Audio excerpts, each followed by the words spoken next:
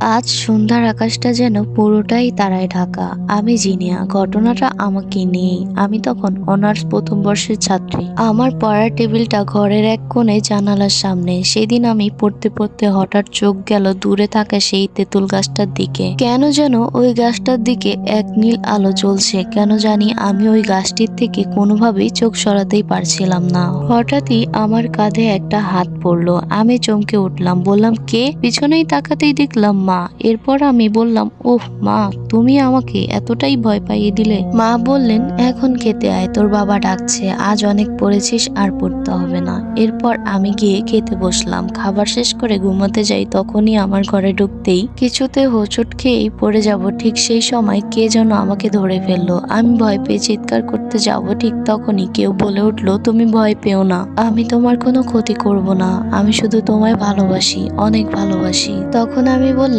তুমি কে আর কোথায়? দেখতে পাচ্ছি না কেন তোমাকে। তখন একটা কণ্ঠস্বর বলে উঠলো, আমি তোমার পিছনে। আমি পিছনেই তাকিয়ে দেখলাম একজন অনেক লম্বা, অবয়ব, তবে দেখতে অনেকটাই সুদর্শন। তার গা থেকে মুগ্ধকর ঘ্রাণ আসতেছে, আর তার চারপাশে আলোতে ঝলমল করছে। কেন জানি তার দিক থেকে চোখ সরাতেই পারছিলাম না। এরপর কি হয়েছে জানতে জিনিয়া গল্পের পার্ট 2 লিখে দিও।